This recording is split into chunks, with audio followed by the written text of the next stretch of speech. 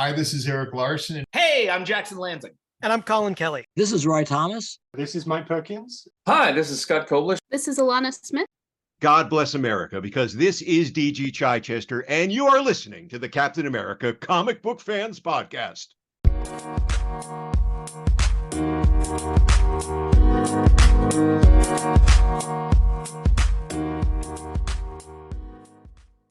Happy anniversary, Cap fans.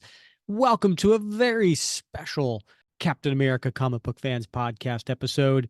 We are celebrating our 3-year anniversary, and this is episode 167. I'm your host, Rick Verbanis, and as always, I am joined by, some would say, the best gosh darn co-host out there.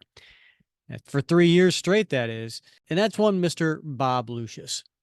Oh, Bob. Bob, we could talk all night, but that ain't getting us nowhere. I told you everything I possibly can. There's nothing left inside of here. I poured it on and I poured it out, and all I can do is keep on telling you. Now don't be sad, because 2 out of 3 ain't bad. Rick, have you made me a dinner for our anniversary? Are you perhaps serving a little meatloaf? Very nice. Very nice. I wanted to greet you with something that tied in with 3, obviously, right? Because we're celebrating 3-year anniversary. And I thought this was apropos because, we do tend to talk all night. And quite frankly, looking back at the last 3 years of episodes, I'm going to go with a batting average of 2 out of 3 ain't bad. That ain't bad. That ain't bad. Right? Yeah. We got 3 years, maybe 2 good ones. Yeah. Yeah. I got to be honest with you, Rick. When you started tonight, my eyes were closed. And I recalled something my wife told me a couple weeks ago after the wives episode, or a few weeks ago. And she said, that Rick, he really has a smooth voice. Oh, God. And I was like, I know, right? So I closed my eyes for the intro, and I was like, oh my God, you're right. I'll have to tell Casey the check's in the mail. Yeah, smooth operator. Yeah. Well, Bob, are you excited? I'm excited. It's hard to believe it's been 3 years. 3 years. I know. Where does the time go? Indeed. Right? December of 2020. So again, we don't know when people listen to this. One thing we have learned, all our episodes are evergreen, so people could just pick and listen to any one of them at any particular time, and they tend to do that. What grabs them. And then we do have our regulars who are like, well, it's New Comic Day, it's Wednesday, it's time to listen to Rick and Bob talk about some sort of Captain America comic book. And so I do have to point out, it is December 2023. And it's been 3 years. It has. And so much has happened in 3 years, Rick. Right? Yeah, I know. I mean, you think about it, like personally, of course, professionally, of course, but also in the world of Captain America. I mean, there's been a lot of water under the bridge. So Indeed. So what are we going to talk about today? Well, we have a theme. Now, last year you came up with a really good theme, which was the dream Captain America gift. If you could have any Captain America gift, dream Captain America gift, what would it be? This year, I think I went with the idea of which Cap creator would you invite over to your house for the holidays?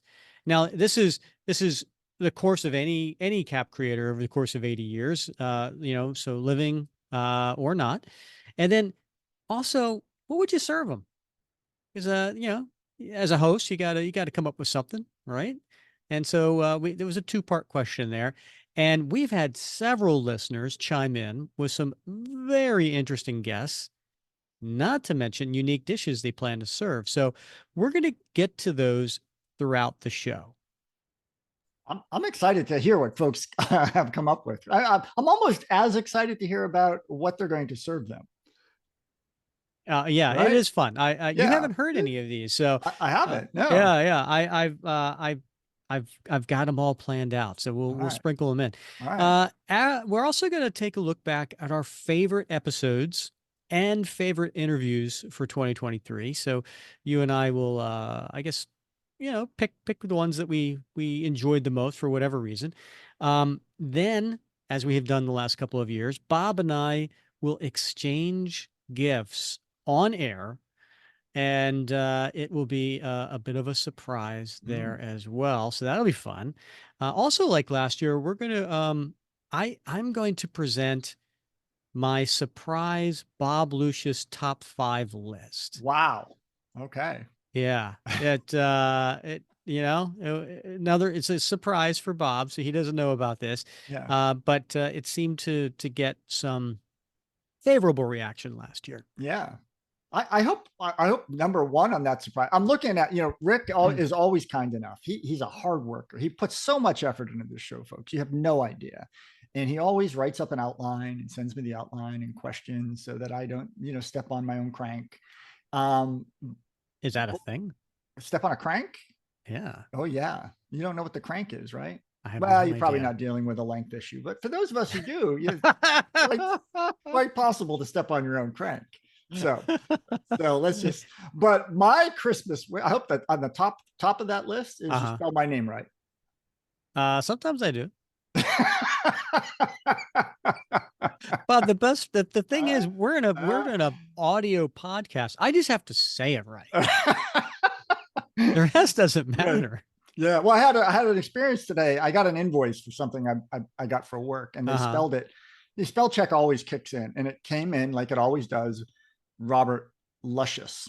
So I have, I got to call the woman and patiently explain to her that while I appreciate the compliment, could you change it to my name on the invoice? And so of course, she gets all embarrassed and stuff. That's just like a routine thing. But well, see, no one ever misspells my last name because there's no spell check. No last name because there's no spell check that's really close to it. But they mispronounce it all the time. Oh, that's for sure. Oh, what are some of the ones you've heard? Verbanus okay. is common. Verbanus, Verbanas. That's a good one. That would be a good one. Verbananas. Yeah, it's I get it all. I thought you were going to say people don't mess up your last name, but they mispronounce your first name. Oh, is that a play on my name, Rick? Rick? Reich? I don't know. Yeah, it could be. Okay. Could be. But they mess up mine all the time. I didn't know if they're going to change out the R for something else. I would never do that. Okay. People get my first name spelled wrong all the time, but they usually get it in reverse order. Oh, that's good. That's helpful. So listeners, in case you didn't quite understand that, so Bob spelled backwards is still dorky. All right. Also, in this episode today, we're going to revisit the 2023 show bucket list that we talked about a year ago and see how much we checked off. I got a hint for you, Bob. Not much. Yeah. Not much. So we're going to have to create a new topic bucket list for 2024. Speaking of 2024, we will also announce our next guests, which are very exciting, and what our long tail story will be to kick off the year, plus a new occasional format for the show. And I don't think I've talked about this with you, Bob. I'm excited. It's exciting. And some other cool plans in store. Right. And there may even be a special villain that calls in at the end. What? I know. That sounds so. It's a jam-packed episode, Bob. I hope all the listeners have fun. And speaking of listeners, why don't we get to our first caller who wants to talk about which Captain America creator they would bring over for the holidays and what they would serve. Hi, Rick and Bob. Mark Domeyer here. Happy anniversary to you guys. Hopefully many more to come. If I were to have a Cap creator over for the holidays, it would be John Byrne, and I would serve him chicken and wild rice soup, a staple that my family has over the holidays, And we'd have the wild rice from right here in Minnesota, just south of Canada, where John is originally from. It would be warm and filling, just like his work on Captain America. I like that, Mark. Nicely done. Warm and filling, just like his work on Captain America. Wow. I like that. I've never even thought of rice that way. But now I'm not going to ever not think about it that way. Oh, okay. Yeah. And John Byrne. Yes. For that matter. So. How do you think of rice, Bob? Well, for me, it's always just a side, but he made it sound Mark made it sound so appealing. No. But, yeah. Okay. Well, listen, John Byrne, you can't go wrong with that. I would love to have John Byrne as a guest on the show. And I would also love to get a John Byrne commission of him doing Captain America, but he's not doing commissions. It hasn't for a few years now. Yeah. But yeah, I think that would be a great one to have over during the holidays. Yeah. Yeah.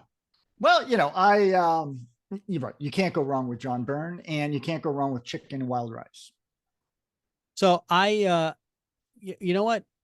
We did get something close to John Byrne on the show back in episode 8, which is like almost 3 years ago.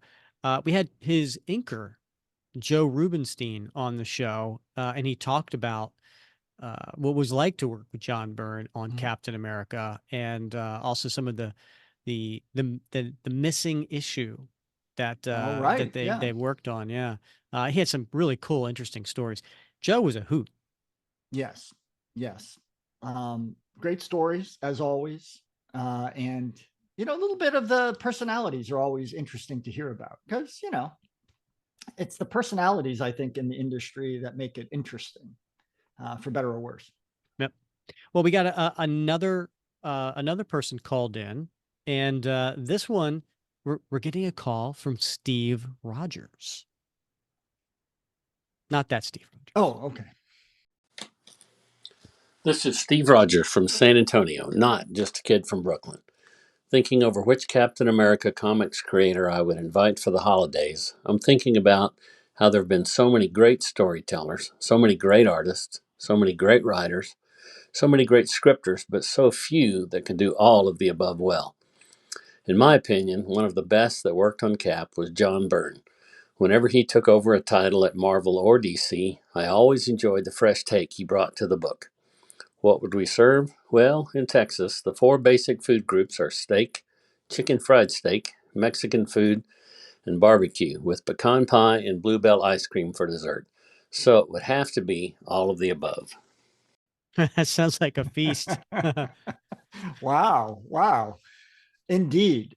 Have you ever been to a Texan holiday spread, Rick? Not a holiday spread. I mean, I've been to Texas a few times, and for business, and I've had some good eats out there. But I actually thought he was going to go into like a Forrest Gump thing. He was like steak, chicken fried steak.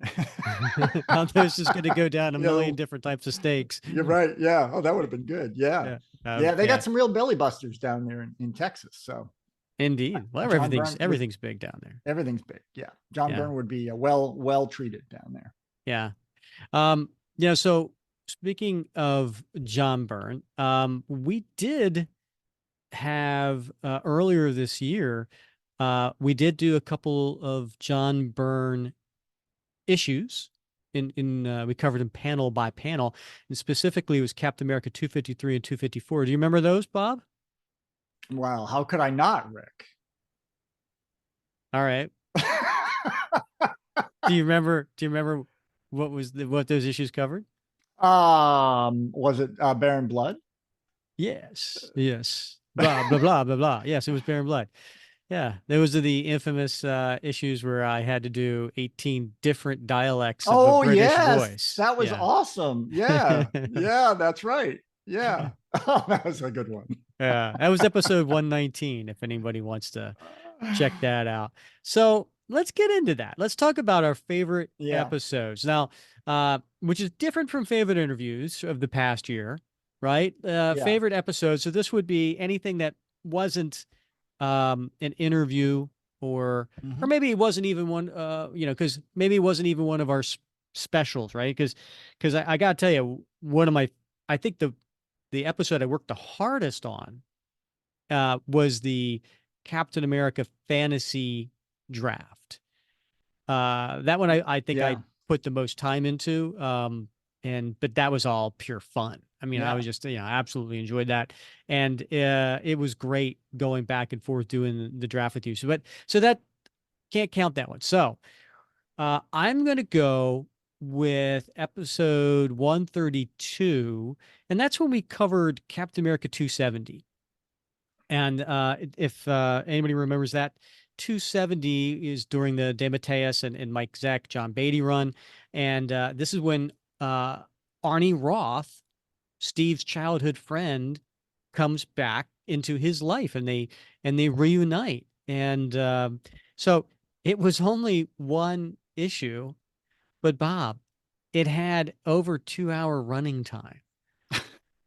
And if you like the episodes where we just go on a lot of tangents and just have side stories and just laugh our butts off, that is definitely one of them. And I think I had so much fun just chatting with you that night. That definitely goes back as one of my favorites.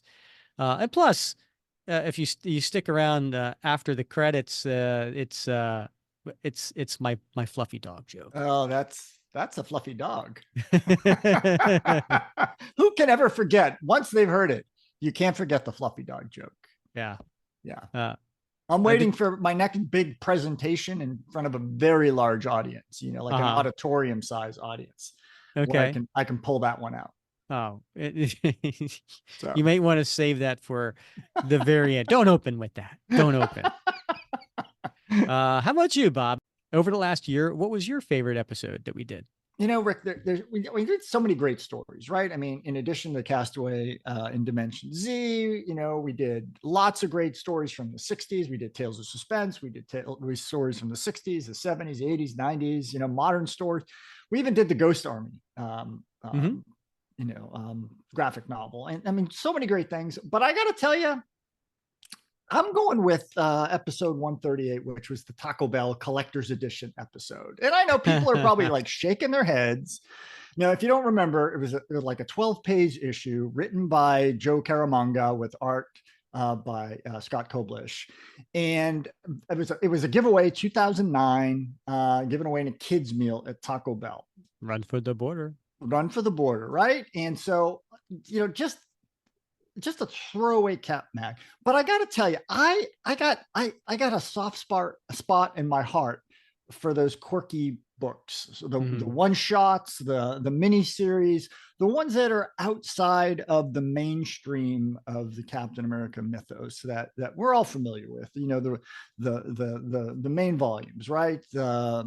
I love those books. There's so many interesting and well-written, now this is, like I said, a 12-page book written for kids. But it's the idea that really appeals to me. And I love the fact that we dove into that and we informed readers about something that they may have never even been aware of before. And I think that's really fun. And I think that's a real great service, if we can call it that we provide to a lot of our listeners, is that they hear about things that maybe they weren't aware of. And then they go out and, they look for it, and it's something for them to find and to have and to read and to enjoy. And I think there's a lot of great stuff like that out there. And I'm always excited when I stumble upon it or someone else tells me about it. So I felt really good, as silly as that little book is, about sharing that with the readers. And so that's my favorite one. I enjoyed it because I think that's where you told us a story about it is the Lord's chips. That's right. That was the episode. Yes, one of my favorite movies, Nacho Libre. Yeah, never gets old. So how about we take a look back now at our favorite interviews from 2023, and I'm going to kind of roll through them, Bob, just to refresh your memory, because I know how you sometimes forget. I do. I am very forgetful. All right. So we started off the year with Eric Larson. And so he came on, he chatted about the reason he wanted to do Captain America: The End. that one shot, and he talked about his love for Jack Kirby and meeting him. He talked about his impressive Kirby original art collection. We got into some other stuff too, like his philosophy on drawing splash pages, his creating Savage Dragon, co-founding Image Comics. And then he got into his own philosophy on the future of Marvel and DC comics. So interesting interview. Then we had Jackson Lansing and Colin Kelly return to the show. They came on to discuss the Sentinel of Liberty series and also kind of give us a preview of the big Cold War crossover. Then we had Roy Thomas. Now, for those who don't know who he is, he's a 2011 Eisner Hall of Fame winner, and he joined the show to talk about his stories about his time with Stan Lee, when he was a writer, he was editor, he was Marvel's editor in chief. He talked about launching the Invaders and the What If series. Really fascinating conversation with a true legend in the community. Talking about returning guests, Mike Perkins returned to the show to discuss his 3 years on the Captain America series with Ed Brubaker. And he did share the hardest part of that job. And he shared his favorite Cap writers and artists. So that was always a fun conversation with Mike. Also returning, Catherine Schuler Grunwald, Mark Grunwald's wife, and Jason Olson, who is the writer of Mark Grunwald and the Star-Spangled Symbolism of Captain America, 1985 to 1995. The two of them came on to, to celebrate Mark's career, because we had just finished the bracket of Cap Madness in April, and Gru won favorite Captain America writer. So it was a very sentimental look back at Gru with those two. And then speaking of Taco Bell, we did have the artist Scott Koblish on the show. He shared stories about how he made it into the Guinness Book of World Records as an artist. And then he kind of took us through the Mark Waid and Ron Garney Cap series. And then what was his reaction to being replaced by Rob Liefeld? So that was an interesting conversation. Then D.G. Chichester came on, writer, and he discussed his Blood and Glory Punisher Captain America miniseries, as well as some other Cap comics, and talked about digital comics of the 90s and why they disappeared. After that, we had Alana Smith. She, the editor of the Cap books. She discussed, and she also returned, and she discussed the decision to end the recent 2 Cap series, and what was the future for Sam Wilson, why J. Michael Straczynski came back to Marvel for Captain America. Really good conversation. Then we had Stephanie Phillips on the show. She chatted about her Cap Wolf and the Halley Commandos miniseries. And then most recently, we had Alan Gratz and Brent Schoonover, the writer and artist for Captain America Ghost Army. So we had some really good guests this year, Bob. Yeah, we sure did. I mean, when you look back at that slate, there's some really great gems in there. Definitely ones that folks want to go back if they haven't listened to them, and listen to them, because you just sort of skim the treetops. But there's a lot of gold dug up in those conversations, and things you're not going to hear anywhere else, because quite frankly, we ask questions that other people don't ask. And people have said that before, so they enjoy coming on here, because we sort of ask some questions that they haven't encountered before, and that always elicits some great conversations. Yeah, I don't think we've had a dud out there. It was a good year. So, of all those, Rick, well, I mean, what was your favorite? Any that stood out as supreme? Bob, I think I said this last year, and it reminds me of like Jerry Seinfeld. He talks about whenever he gets asked the question, what was your favorite Jerry Seinfeld episode? And he says, I can't pick one. They were all my babies. And so it was really difficult to do. But perhaps maybe the one that I was most, I guess, emotionally touched was the looking back on Mark Grunwald with his wife Catherine and Jason Olson, the writer who wrote the book about him. Um, it was really nice talking with two of them and about Mark Grunwald and kind of going through his career and some really good insights from them. And then also what was really cool is that because we did that Cap Madness, your favorite writer, and we had 32 Captain America writers, right? And we went down from 32 to 16 to 8 to 4 to 2 to 1. And other Cap writers that were part of that actually, they sent their messages in about their thoughts on Mark Grunwald. So it was really cool to have those as well. So I don't know. I would say just for emotional purpose, that was probably my favorite.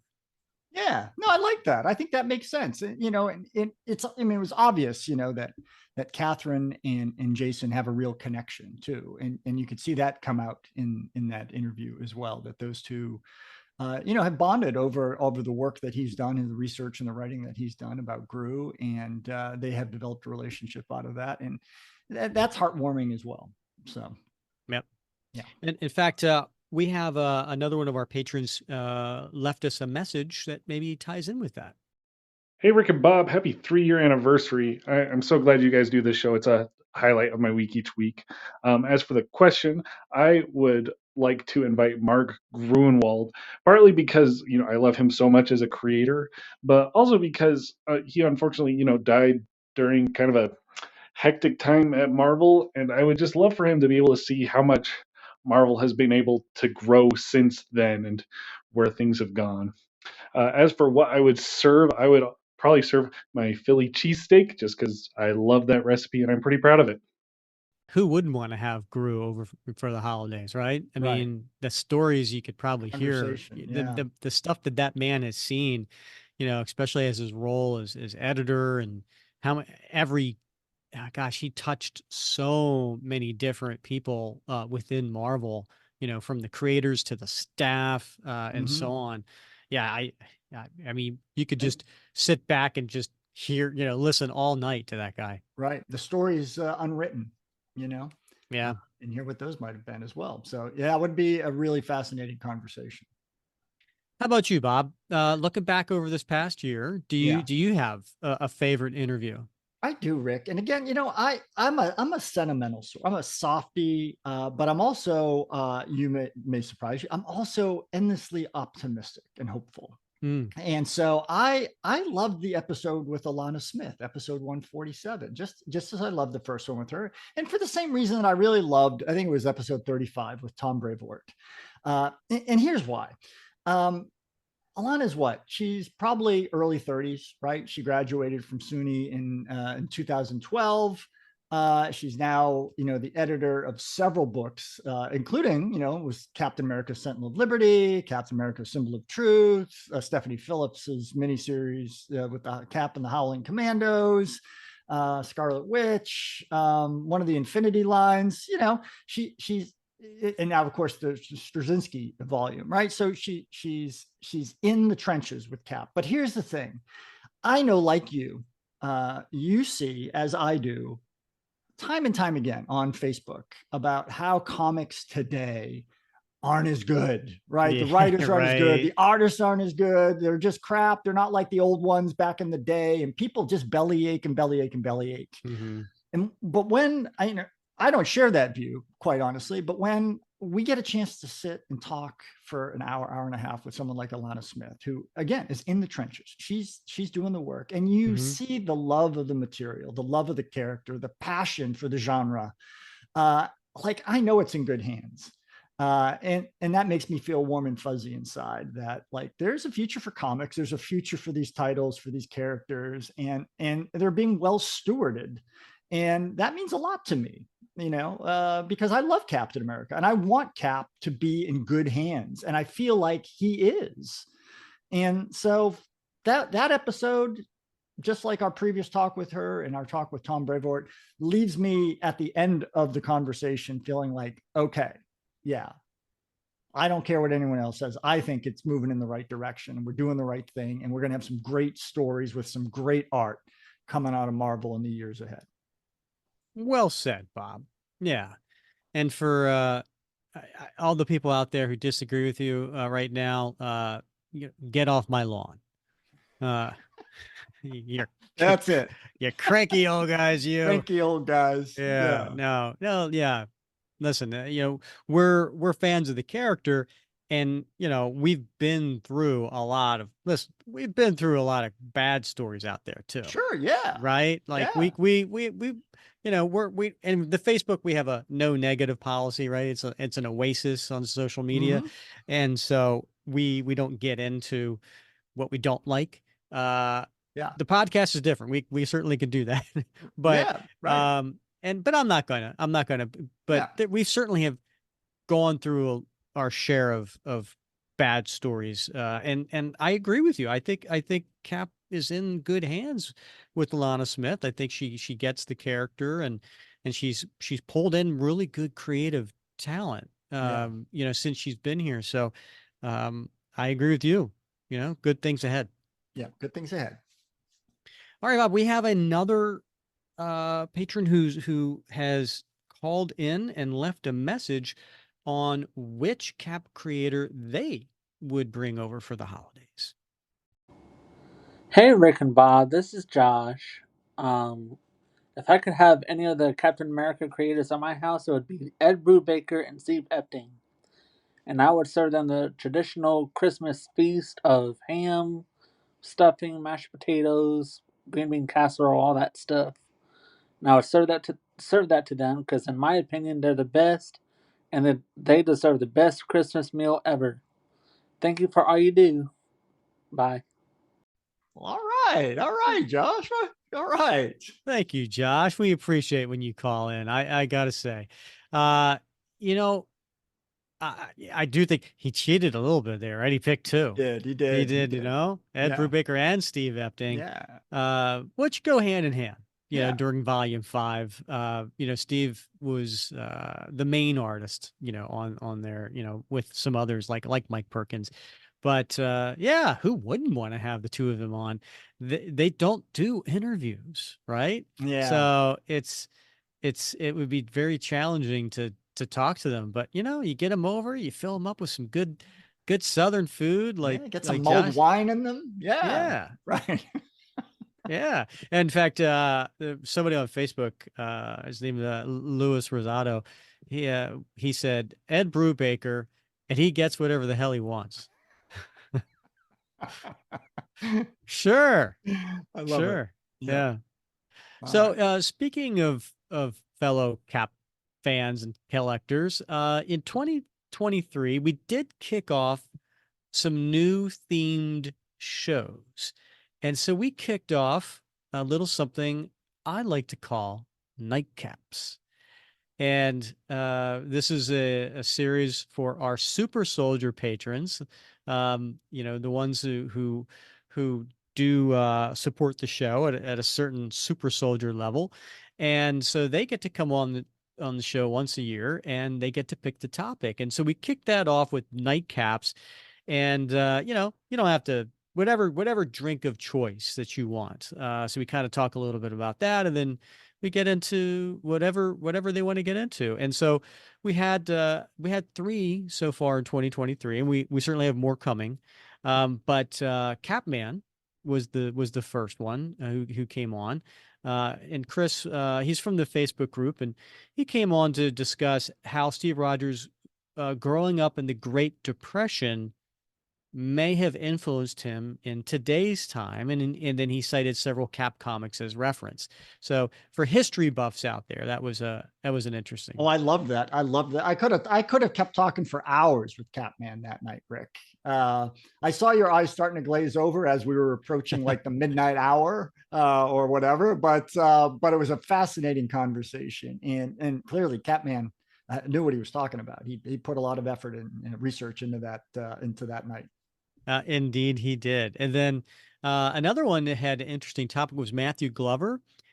He brought to the show a top 10 list, and this one was Captain America's from various multiverses. So that was cool.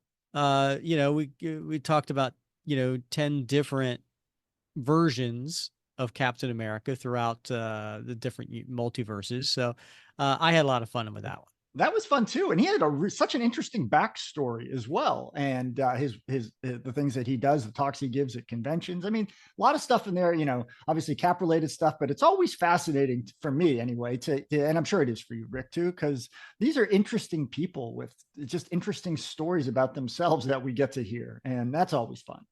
Yeah, and that's always a plus of having fellow Cap fans on the show. Another one for Nightcap series was James Foley. So he came on.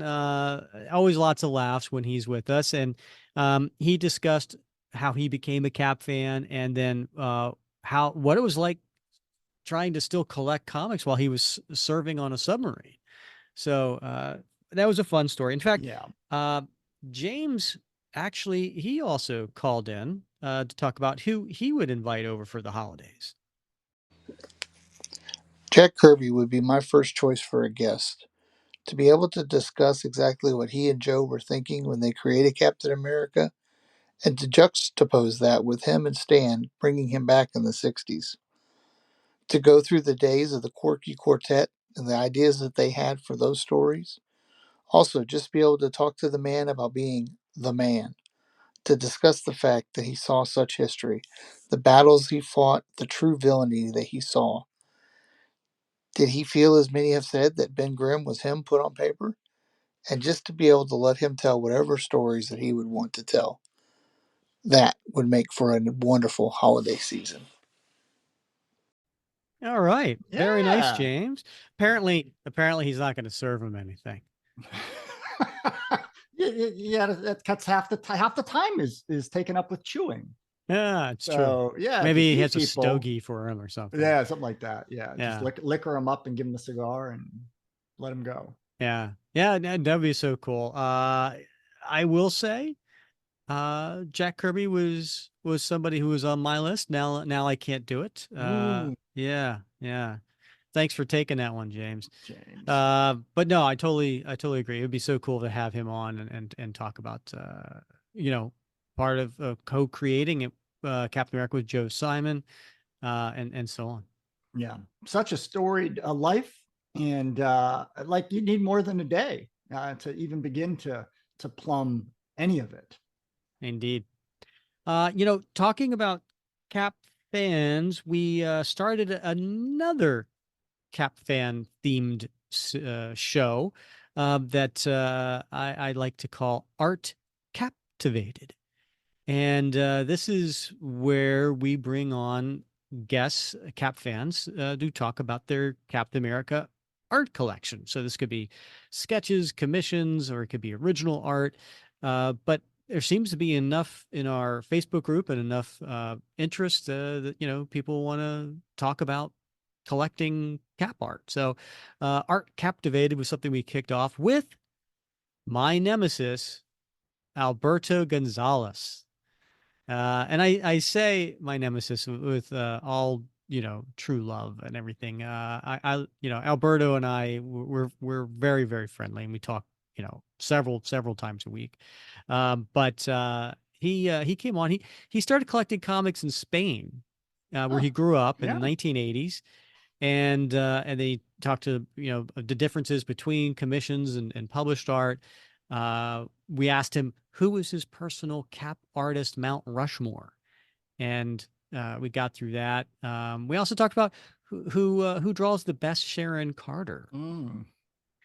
And so that was, anyway, it was a good conversation, and I've got somebody else lined up for our next Art Captivated, which we'll get to sometime in early 2024. Interesting. Okay. Oh, you got some pins out there. I do. Nice. In fact, Alberto also called in, and he wanted to talk about who he would have over for the holidays. Hey, Captain America comic book fans, happy holidays.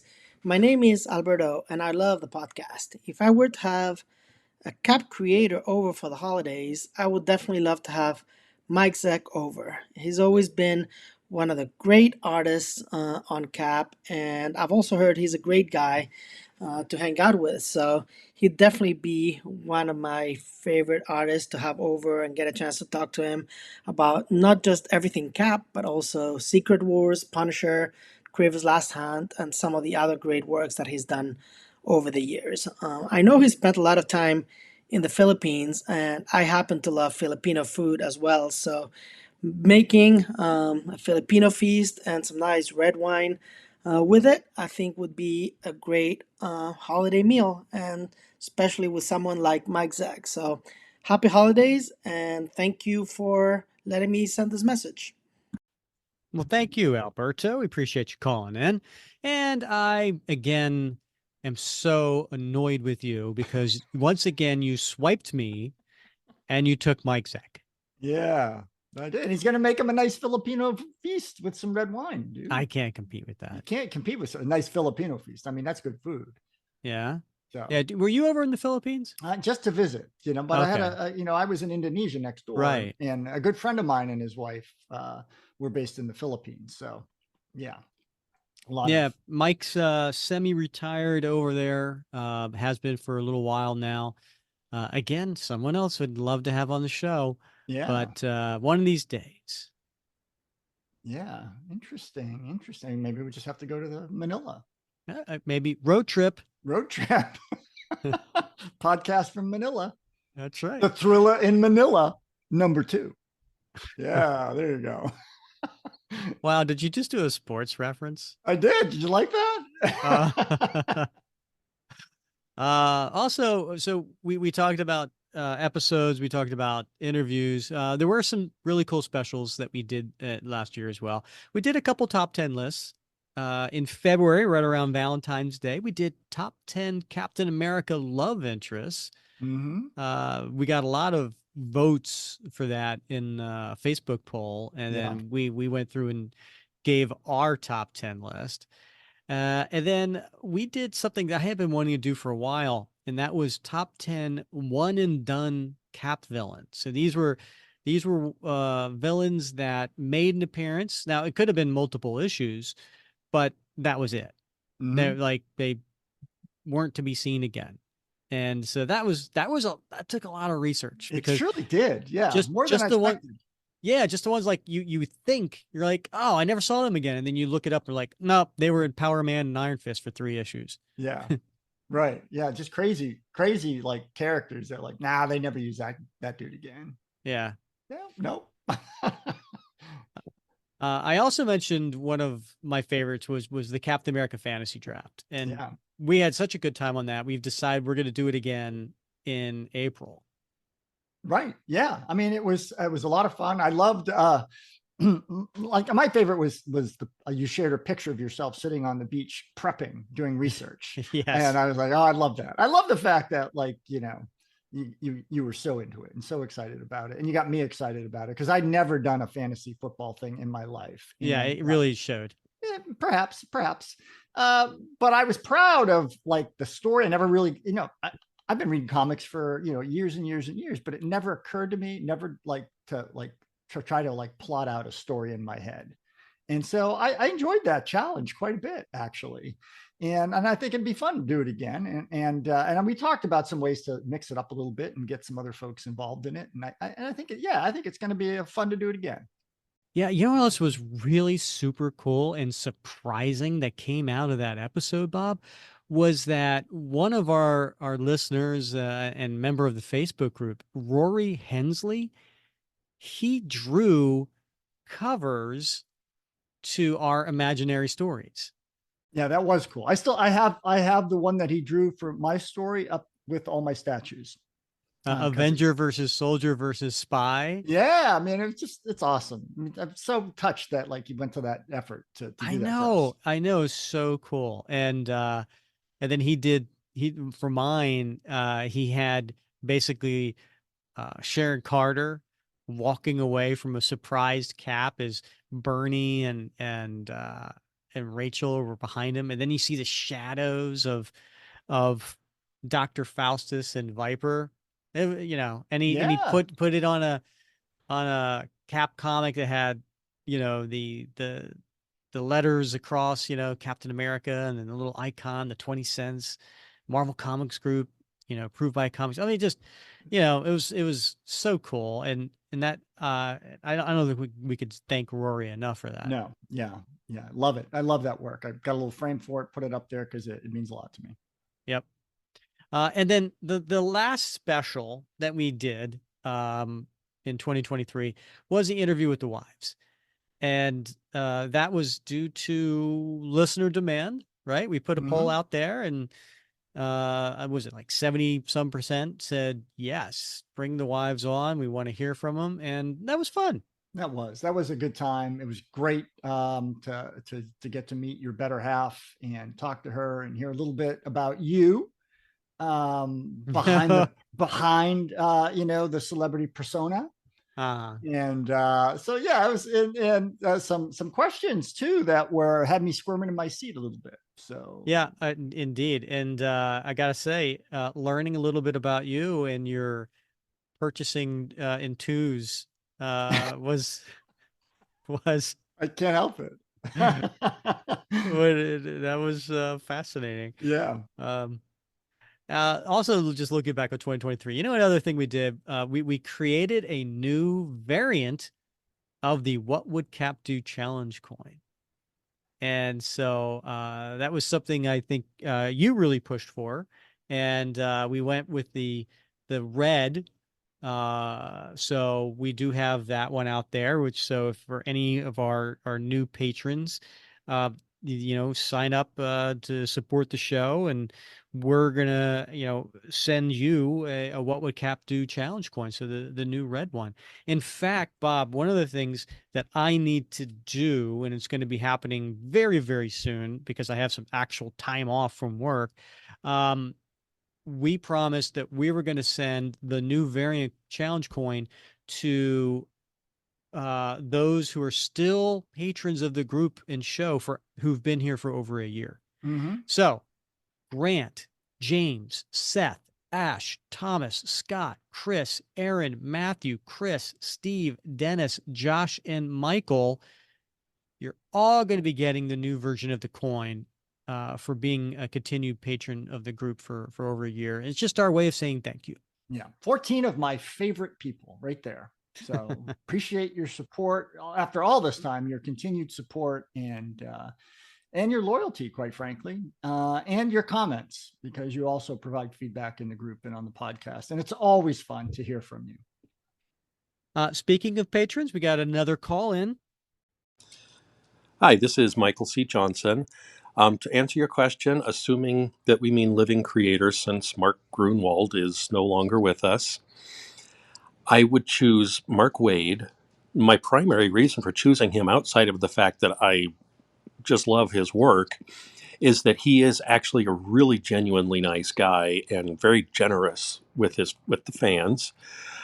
The meal I would choose for him, with apologies to Bob, is actually prime rib, which is something that my family has done for Christmas in the past. Prime rib with horseradish sauce on the side, and little red potatoes, and some other, nice side dishes like that. And with it, a bottle of the wine like that was presented to him at the 2010 Free Comic Book Day. Oh, so the bottle that he's referring to, he actually emailed me a picture of it. And yeah, there was a Free Comic Book Day. So the store that Mark Waid was going to do a signing, they made a bottle, they labeled a bottle of red wine with Mark's character on there and everything. So I think that's a great idea. Yeah. Yeah. Yeah. Serve some prime rib and some Mark Waid wine. Yeah. And who doesn't love a big thing of horseradish on the side? I know I do. I love horseradish. Oh yeah, You a big fan of horseradish? I'll put it with something. Yeah. I don't think I'd eat it by No, itself. I mean, no, yeah. but I love spicy stuff. Yeah, do So you? yeah. Oh, Yeah. totally. Oh Yeah. yeah. Love horseradish. Oh, and by the way, if you want to hear an amazing interview, which is our most listened to episode of all time, any of our episodes, is the Mark Wade interview. And that's episode 78. Definitely check that out. Great guy. He's super nice guy. And he ended up staying on a lot longer than he anticipated because he was having a good time. Mm-hmm. And I think my favorite part of that interview was when he talked about, he gave his reasons on why he would never write Captain America again. Right.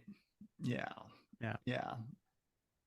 But there's still a shed chance. a little tear. Shed a little tear. I know. He kept needling, but he was pretty firm though. So yeah. No, I think he said 5 times enough, and then but it wasn't based on the time. It was based on certain reasons. So fascinating interview. Okay, Bob. Last year I did this, and you were like, "Ooh, I want to see the metrics." Yeah, I love right? Because that's a little behind the scenes that I have access to. So just a couple of metrics. So on the Facebook group, we did reach over 5,000 members, which is very cool. It's a nice milestone. And so the cool thing to me is out of the 5,200 plus members, over half of them are active in the group. That's like impressive. That is impressive. The people aren't just passively, absorbing content, but they're participating to some extent. Yeah, they're posting, they're liking, they're commenting, they're sharing. So thank you very much to all of those who are in our Facebook group and who are keeping it. I don't know if anybody noticed. I stopped doing the daily. Mm-hmm. Yeah. Well, what do I call them? Right? Yeah, whatever. I twice a day I would put, like, in this month, 24 years ago. This month, 23 years ago. And I did those going, but I did that in the beginning just to have, some conversation starters, right? I don't have to do that anymore. Well, I haven't had to do it for quite some time, but old habits die hard. And then one day I was like, why am I still doing this? It takes so much of my time. So yeah. I mean, thanks to you guys, thanks to you listeners who are on the Facebook page. It is an oasis away from the rest of social media where you can just go and, have a nice little trip down memory lane and with like-minded, positive people. Yeah. It's, I encourage folks, I don't know if anybody does this. Some groups I've been in, it's not that fun, but like in our group, if you go back and look at older posts, go back a year, go back 2 years. There's a lot of great stuff in there, a lot of like great pictures, a lot of great art, a lot of great, posts that people have written stuff, done some research or written stuff there. I mean, there's a lot of fun material to just go back and read. So, if it's a slow day, you want to, spend a little time learning about Cap, take the time to do that because a lot of folks have posted a lot of great stuff and it's there for you to benefit from. Yeah, we had just this year alone, which is, not even the full 12 months. We had over 2,500 new posts in the Facebook group. That's amazing. That is amazing. Here on the podcast, just like the year before, we have Bob, you and I have put out some serious content. We put out over 4,000 minutes of new material this year. That's like a third of what we've actually recorded. It's true. Yeah, because of all the editing that I do. Time you're done editing. Yeah. Holy cow. And so and like I said before, I think 2,700 of them were really good. We did see because you get that Spotify end of the year recap. So I got some really cool numbers from that. We did see a 35% increase in followers on Spotify this year, and 71% of our listeners on Spotify discovered us this year. Wow. Yeah. That's cool.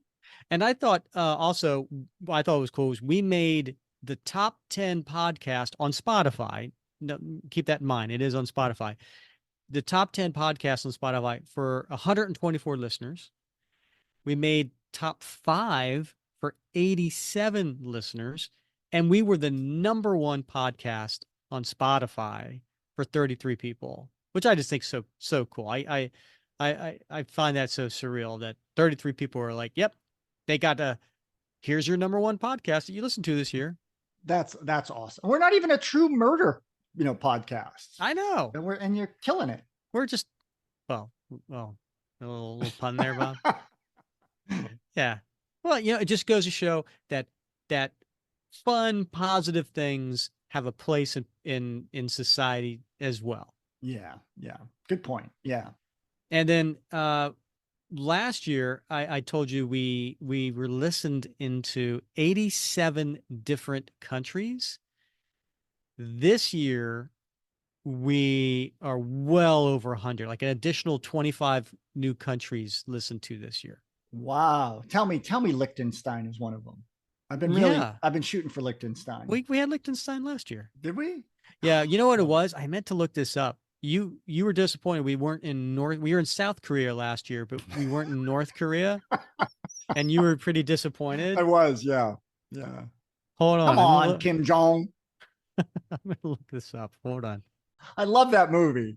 The Interview. I didn't see it. I saw like Russell Park. I know the plot of it. Yeah. Yeah. It's got some foul language, but it's just the concept I find hilarious. But I could see that Kim Jong-un listening to our podcast. Yeah. Yeah. Well, I got news for you, Bob. Yeah. We show up here. So number 45 on our list is South Korea. Yeah. So that means it's the 45th most listened to country. Yeah. South Korea. And then number 64 just says Korea. Huh. Interesting. So there's South Korea and then there's Korea. Well, for our Korean listeners, South Korea and Korea, 감사합니다. What he said. Yeah. Thank you. Is that how you say thank you? Yes. Yeah. Best I can say it in Korean anyway. See how intuitive I am? I just totally picked up on that. You did. You're amazing. I tried. Yeah. Our top 10 countries in order of listen. So obviously United States is number 1. Canada and UK number 2 and 3. That's I think the same as last year. Then we go to Portugal. Then we go to Australia. And then Germany. I just want to say I'm sorry, Germany, for any references to the stories that we cover. And your German accents. Yeah. Oh, that's true. I do a lot of German accents, don't I? I should also be apologizing to the United Kingdom, but and then the last 4 in the top 10 are Brazil, Greece, France, and Spain. Huh. Yeah. All right. So, there's definitely some Western European countries represented. I am surprised. Portugal, small country. It's number 4. Up in the top 4. So, that's whenever you say top 4, you might as well just say number 4. Yeah, good point. Yeah. All right, Bob. So we do have another patron of the show who has reached out to us to answer our question of what Captain America creator would you have over for the holidays? And this one was actually sent an email, so I'll just go ahead and read it. It's from Brent Beisel, and Brent writes, "Congrats on the 3rd anniversary. Thank you and Bob for all you do for the show and the Facebook group.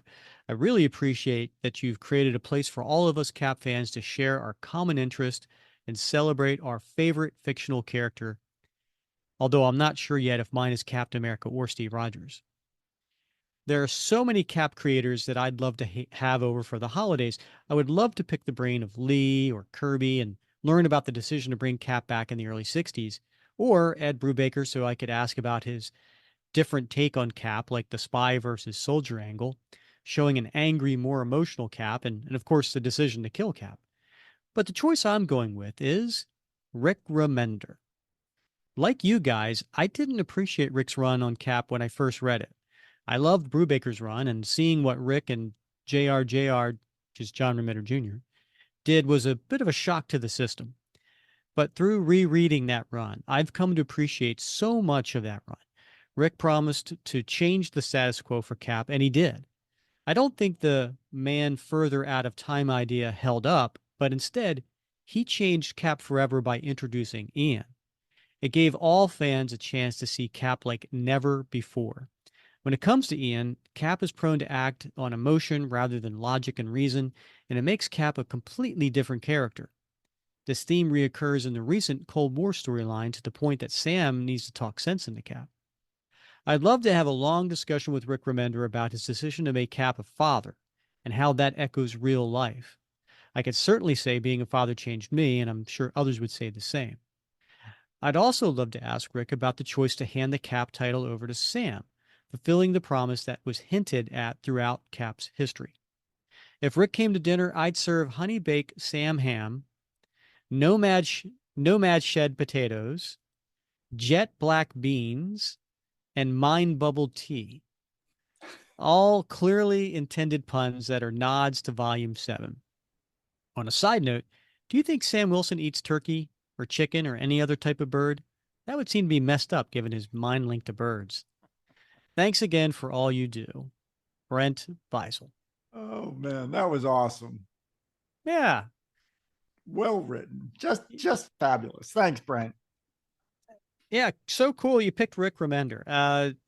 Just like, yeah, I mean, and I'm really glad that us going through that Volume 7 that we've done. I mean, we did the nuke story first a whiles back, and then we did, obviously this year we did issues 1 through 10 of Escape from Dimension Z. Yeah, I love all his points, and obviously I've talked about, for me personally, how much it meant to me when he was introduced as being a father figure to Ian, because my son was the same age as Ian at the time, and so it really hit home with me and how I could relate to him. So I'm all agreed with you 100%. Love your choice, and I love your pun filled food choices. Yes, indeed. That, I think that wins so far anyway. Award of the night for I'd give him a medal just for the email. Well, we are giving out, Bob. Well, I should say I am giving out some Captain America comics from my personal collection. I put that out there as a little bit of a an incentive for people to send in their messages. So yeah. So right now, Brent's got your choice, huh? Yeah, I think that's pretty good. So I guess he's getting your Avengers 4. So well done, Brent. Whoa! Hey now, hey now. I don't think so. Fine print, damn it. All right, Bob. Should we get to exchanging gifts? Sure, Rick. That sounds like a great idea. Okay. So, Bob, did you get yours yet in the mail? I didn't, Rick. I didn't get anything. So I don't get a lot of porch pirates around here, though. So who never knows. Well, maybe because, Bob, I didn't mail you something. Oh, okay. Did you ever hear of something called Cameo? I have heard of Cameo. Yeah. Have you now? Yeah. Well, I decided for Christmas this year to get you a cameo from somebody. My goodness. George Santos? No, not quite. I'm gonna put the link in the chat right here, and then you let me know when you get it. Reb Brown. Oh my goodness, that's amazing, Rick. Hi, Bob. Rick asked me to wish you a Merry Christmas and to say that you're a great co-host on your podcast. Thank you for being a 25-year Marine. That's fantastic. That's makes me feel like you're a hero. God bless you guys. Merry Christmas, Happy New Year, and all the best with all the things that you're doing. Bye-bye. Merry Christmas. That's phenomenal. Thank you. Very cool. Very cool. You are welcome. And so use that link. You can download it. You can share it. You can do whatever you want with it. Put it on your Facebook page but for those who don't know who Reb Brown is, Bob, do you want to maybe let those listeners know? Yeah, well, of course, he famously starred as Captain America back. Was it the early 80s, Rick? I think it was 79. Was it 79? I think so. Yeah. Yes. So he started obviously in that, but he's near and dear to my heart for a different reason than you might expect, Rick. And that's because he also starred in Uncommon Valor. Yes, he did. In 1983. Was that the blaster? Yeah, right. Yeah. He had the hand grenades and, and laid the charges on the bridge and, phenomenal character. But that movie had a profound impact on me as a young man in high school, and I eventually went off to military college and went in the Marines. And I was very impressionable, very idealistic back in the 1980s. And this was one of those movies that I watched over and over and over again. And I adored Reb's character. So it means a lot to me to get that. Thank you very much. You are absolutely welcome. I hope you enjoy it. Yeah. All right, my turn. I did get something in the mail. You did? And I'm too honest for my own good, Bob. I already opened it. Of course you did, because I didn't tell you that it was coming. No, you didn't tell me. And on top of that, it says from, and it has a name and address and not a company. Right. And the name is Nanny, Nani, last name Ware, Wear, Nanny Ware. Yeah, right. I don't know what the hell that means. I go by that. That's like my weekend name. So anyway, wait a minute. Is that how you get like stuff shipped somewhere so that your wife doesn't know? Well, no, it's not from me, honey. It's from Nannywhere. It's Nannywhere. Must be one of our neighbors. I'll just walk around and see who it belongs to. Back of the car. Yeah. So yeah, I did open it last week. Yeah. And I was like, oh, who?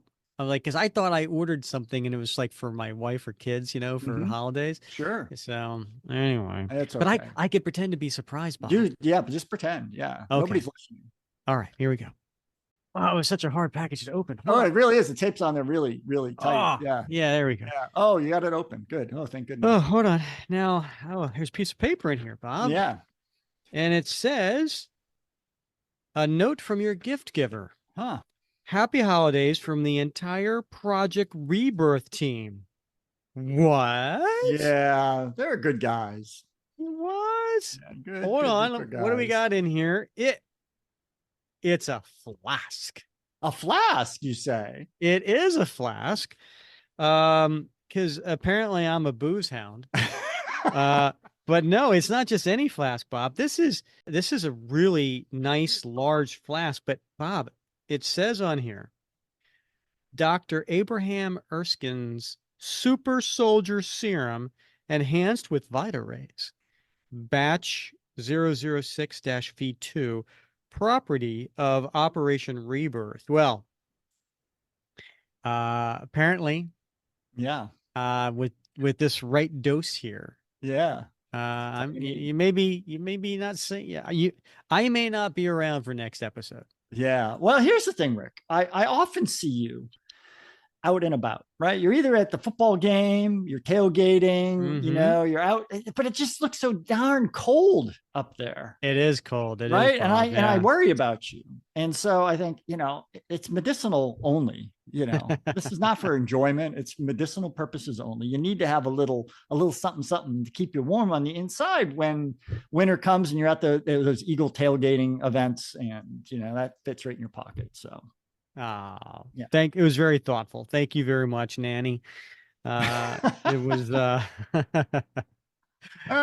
part of me is like, should I be like Bob and just keep it in the box? Keep it in the box, right? Yeah. Right? Don't ask me for advice on that one. All right. Thank you. Very, very thoughtful. Yeah. Oh, you know what? We have another call in, Bob, and they have somebody that they want to have over for the holidays. Rick and Bob, this is Aaron Paul, Sam Wilson's biggest fan. For the holidays, the cab creator that I would invite over is Nick Spencer, and I would serve him some very strong Jamaican rum punch because I feel cheated. I think there were some other stories and some more that was supposed to happen during his run with Cap and with Sam. I think there's more meat left on the bone for that story, and I hope it gets revisited. So I would invite him over and try to get the truth. Dream World, I put him and Mr. Grunwald in the room together and see what Grooney would like about Nick's run and what Nick pulled from Grunwald's run. But that's all I got. Peace and love, everybody. Keep slinging. Peace. All right. Thank you. Thank you, Aaron. I love that. I don't think Nick Spencer gets enough love, and he gets too much hate. And I loved his run. His time on Cap, what he did with Sam, the whole Hydra Cap thing. I think it had a reason for that. I think it was a bold, a narrative attempt, and I give Nick lots of credit for making that attempt. You never. What do I want to say? You don't score a touchdown if you don't. I don't know, Rick. I don't. But what I'm saying is, if you don't hit the puck. Yeah, if you don't hit the puck, you're never going to get a basket.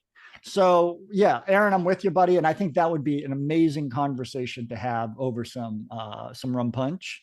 And Jamaican rum punch. Jamaican, and I would love to be in the room for that conversation. So if you got an extra seat at the table, please invite me. Yeah, no, I totally agree. Well done, Aaron. Love your choice, and there's quite the selection here. It really today of all these different people who've called in or written in, and if you think about it, I'm just looking at the list with the exception of Mark Wade. None of these people we've had on the show. Now, it's not for lack of trying, right? But we haven't had them on the show, which tells me, you know what that tells me, Bob? It tells me that they didn't pick the ones that we've had on the show because we did such an excellent job talking with them and interviewing them. And they were like, you know what? I've got everything I need to know from those conversations. Let me pull somebody else. That's what I'm taking from this. I like that. I'm gonna run with that one too. Absolutely. I think that's great. I think that makes a lot of sense. I think we got to double down, try to get Nick on the show. And I love, as much as I'm a vegan, I love there was more meat on the bone metaphor there. And it would be great to see what that was. Yeah. I mean, listen to some of these, John Byrne, Ed Brubaker, Steve Epting, Mike Zeck, Rick Remender, Nick Spencer. These are all the living ones. Would love to have every one of them on the show. So now it's our turn, Bob. We've got to come up with who we're going to bring over. I'm challenging myself to not pick something that the others have done.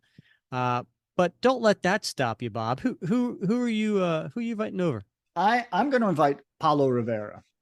Oh, very cool. You totally just took away my whole theme that we had done such an excellent job because we had Paulo on the show. We did, and we did an excellent job with Paulo, but it was also a very meaningful and moving experience for me to have a conversation with you and Paulo about his time on Captain America Mythos, that one shot. And I know you own several pages from that issue. And it was a great conversation. And I think it's one of the well, I'm not going to say it's the only one, but it's certainly the one where I teared up the most because I felt it was an emotionally powerful conversation. Mm-hmm. And I felt really, one, moved by the conversation, but also really fascinated by his research methods to prepare for his art. The reading, the just visiting museums. I mean, he was very well studied in prepping himself for Captain America mythos, and I would love to just continue that conversation. I just found that he was just really easy to talk to, just a kind and interesting person, and I'd love to have him over. So I think I would probably serve up, Rick, my famous mushroom Wellington with some candied carrots, maybe a little asparagus, a little bit of rice pilaf as a side dish. And then I thought, I'm going to have a little bit of a Calvados. You ever had Calvados, Rick? I've never heard of a Calvados. All right. Well, it's a particular kind of brandy made traditionally from apples, sometimes from pears. And it comes from a particular part of France, Normandy. So it's the traditional brandy of Normandy. I see where you're going with here. Yeah, right. Because a big part of that mythos, a lot of those great painted panels that he did were on the beaches of Normandy. And so little Calvados. Here's an interesting fact, Rick, you probably didn't know, but during World War I, actually, Calvados was requisitioned by the French military to make explosives. Interesting. That's some powerful alcohol. It definitely powerful. Some would say it has a kick. Yeah, oh, nicely done. So I think a little bit of, nice fine meal, but there's a tradition in Normandy, and it's called the Norman Hole. It's not what you think, Rick. Okay, thanks for clearing them. It's basically you have a little drink of this Calvados between each course of the meal. It's called for refreshing the appetite. And then you can close the meal with the coupe normand, which is a dessert ice cream with Calvados poured on top of it. So you're pretty soused by the time that you're done. And that always leads to pretty amazing conversation. So that's where I'm going with my holiday meal. I love it. And if anybody wants to hear the conversation we had with Paulo Rivera, check out episode 104. It really, really was a great conversation. And then heck, check out episode 103 right before that, where we actually go through Mythos Captain America panel by panel to give you a better appreciation for the conversation with Paulo. All right, Rick. So who are you having over for dinner?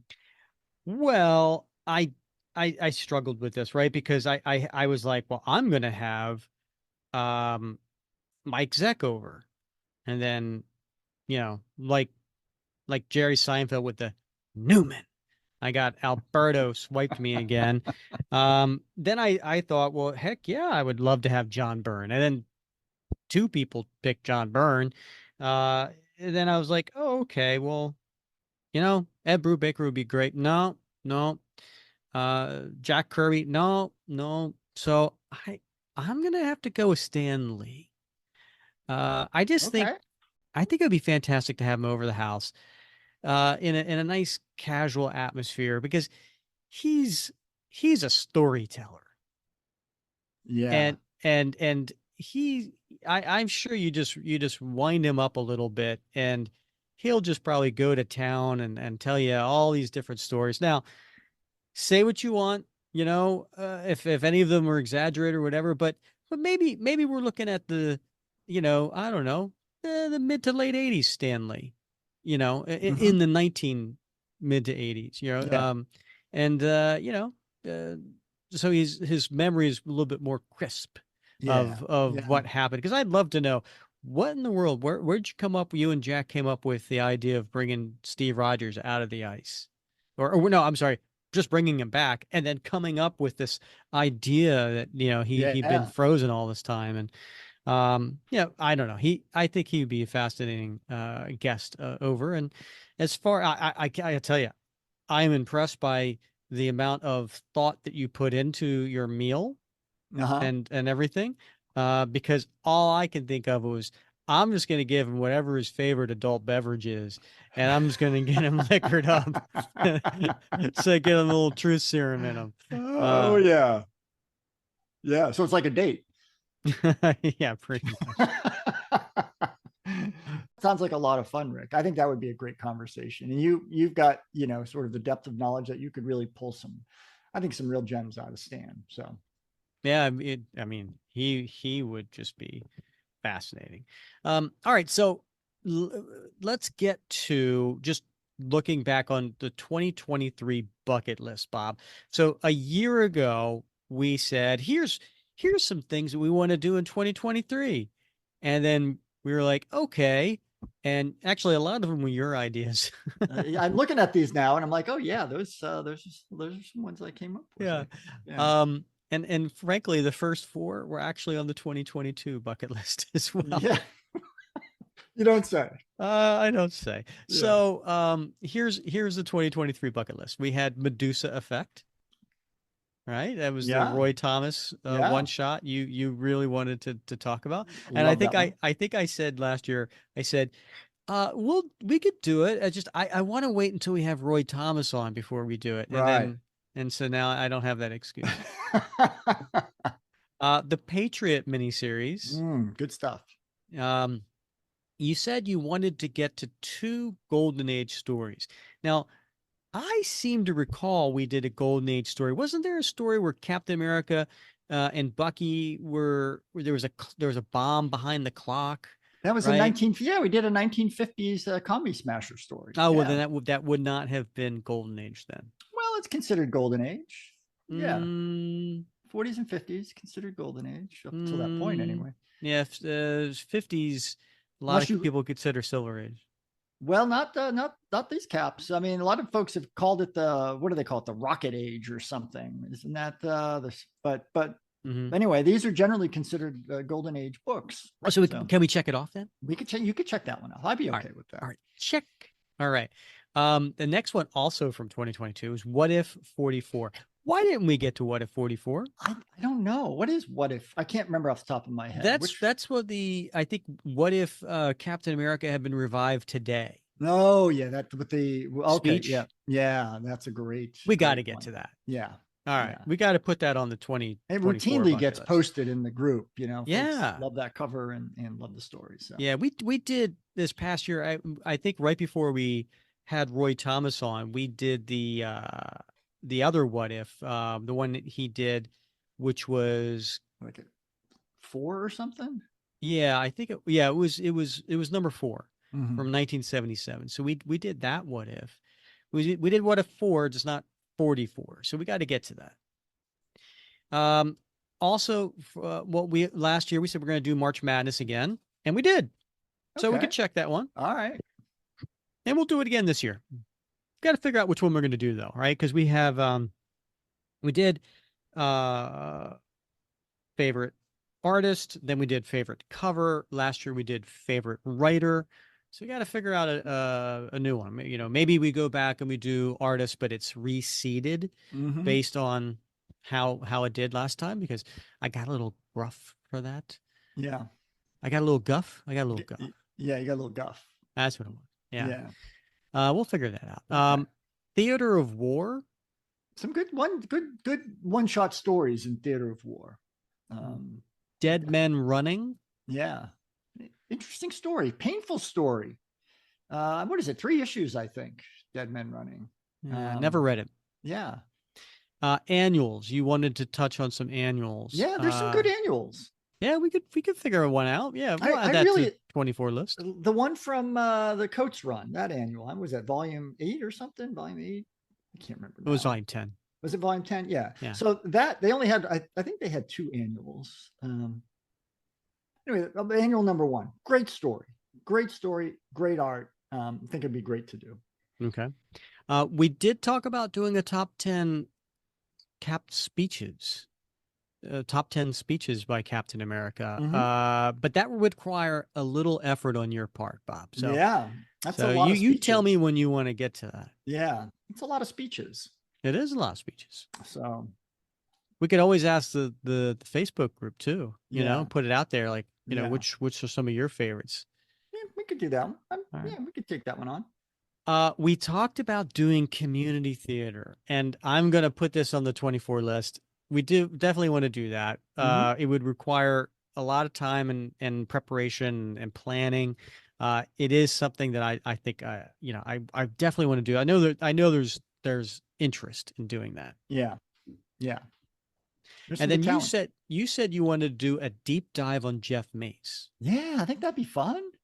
I'd Okay. be willing to take that on. All right. Yeah. Let's sign you up. Go all the way back to his first appearance and take him forward to his passing. Yeah. All right. So in 2024, we want to announce the long tail story winner. So this past year, we did the Escape from Dimension Z. The year before, we did the Captain, the Mark Grunwald story. And so these are long stories that we can't get done in like 1 or 2 episodes. So this we put it up there to a vote on Facebook and in a poll, and the winner by far was 1990's Streets of Poison. So I think it's a 6-parter. So we're gonna kick that off. It's gonna be the second Wednesday of every month. We'll do that for the first 6 months, and then we'll do a different one. Yeah, we could fit 2 in this year at that rate. Yeah. So also in 2024, what we got coming up next month, Bob, is you and I, who have never met in person before. Not in person, yeah. We are going to meet in person at the Original Art Expo. So exciting. In Orlando, Florida. Yeah. All right. So that brings me, Bob, to my top 5 Bob Lucius list. I'm going to have to add some music to this one. Oh, all right. All right. All right. So it's the top 5 slight concerns about Original Art Expo with Bob. So these are my top 5 slight concerns about meeting Bob at the Original Art Expo. All right, you ready? I'm ready. All right, number 5. The number 5 slight concern about meeting Bob at the expo is that you're going to get your dates wrong, like the reception you got dressed up for. Could happen. Yeah, that's a legitimate concern. All right. Do you want to give a high recap on that one? Because that was back in October, right? Yeah, that was a really important event I had to go to. I paid like $1,200 to get an ad in this high socialite magazine down here. Naples is a very wealthy area, Gulf Shore business. Got an ad for the nonprofit that I work for. It came with 2 tickets to this fancy dancy reception where all these high-end philanthropists were going to be there. It was a great chance for me to go and meet them and tell the story. And so I was super excited, put it on my calendar, got all dressed up. My wife couldn't make it because she had a meeting that night, so I was going by myself. Showed up at the restaurant, walked in, waited in my car for 30 minutes because I always get 30 minutes early, so I'm never late. Never late. Never late. I'm never late. Rather be an hour early than a minute late sort of guy. Show up, walk in, walk up to the front desk and say, I'm here for the Gulf Shore business event, philanthropy event. And he said, oh, well, you are 24 hours late because it was the previous evening. And I missed it completely by putting on the wrong day on my calendar. So hence, that made number 5 on my list. Yeah. All right. Number 4 of my slight concerns about meeting Bob at the expo. That you snore as loud as my wife. Interesting. I'm concerned if that is the case. Interesting. I haven't been told that I snore frequently. Like on occasion, I do get an elbow, but because my wife is an extremely light sleeper. Okay. So I do think that if I was a snorer, I would have heard about it by now. From okay. her. Yeah. All right. Fair enough. Because we are sharing a room. Yeah. So that's. As long as you don't hog the covers, we're good.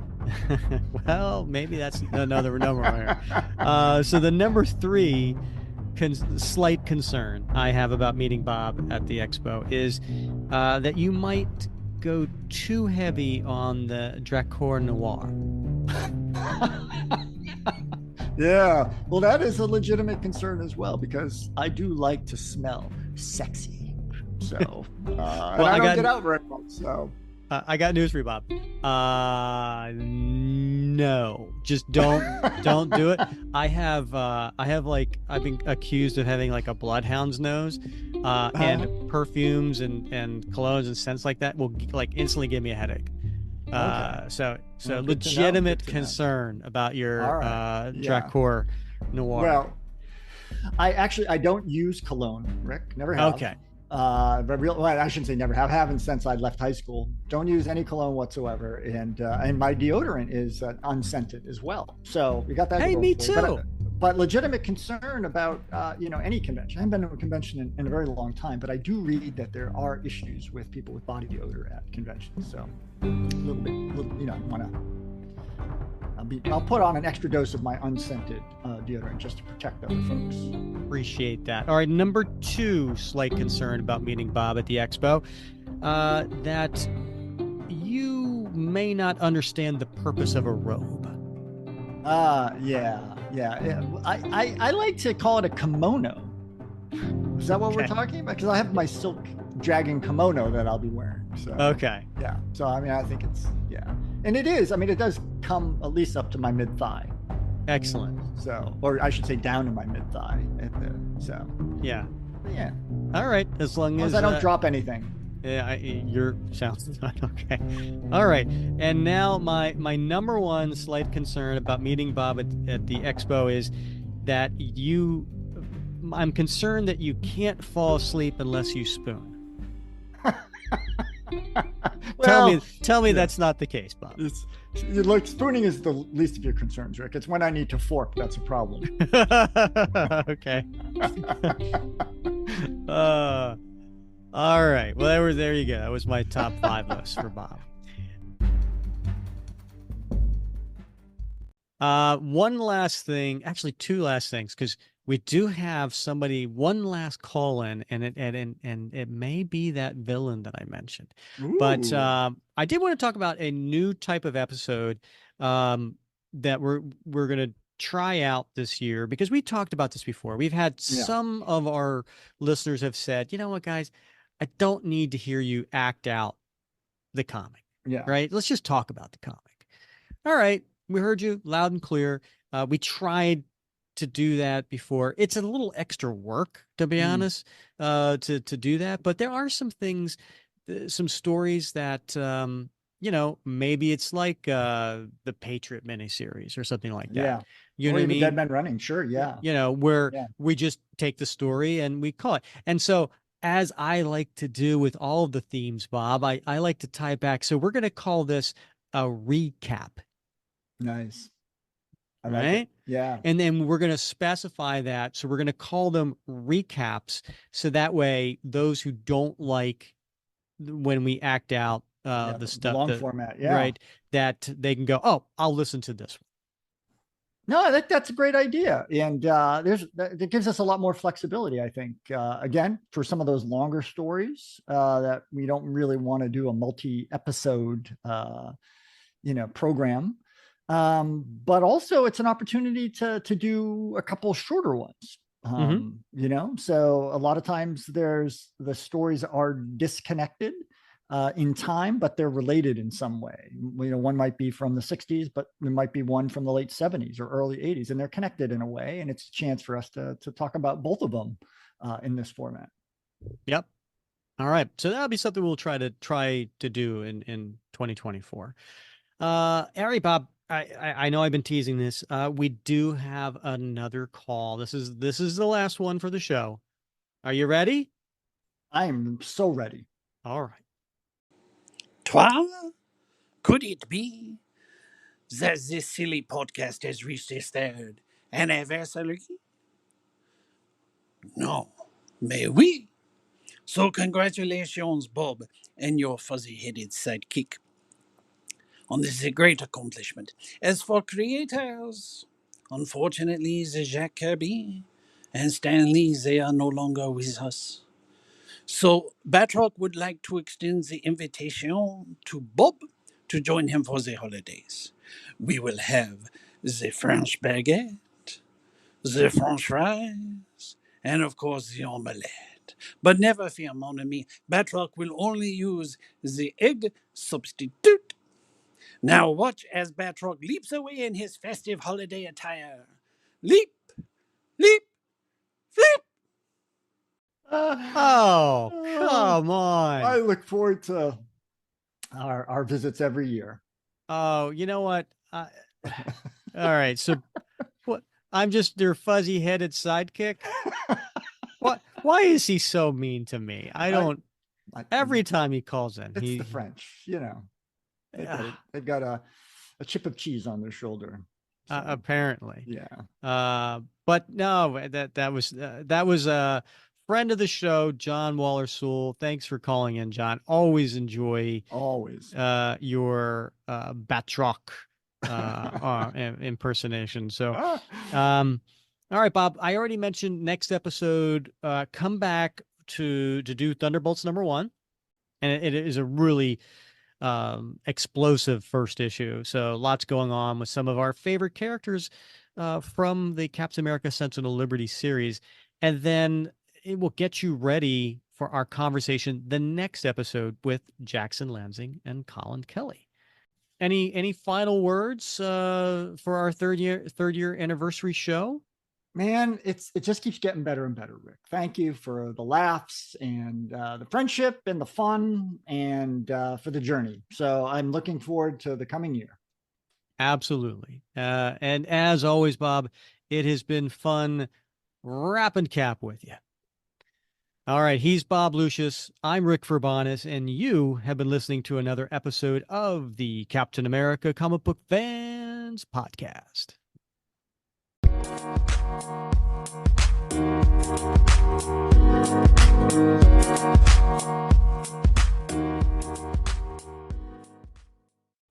We're doing Thunderbolts #1. Mm-hmm. And awesome. We're doing that next Tuesday. Yeah, excited about that one. Good read. Okay.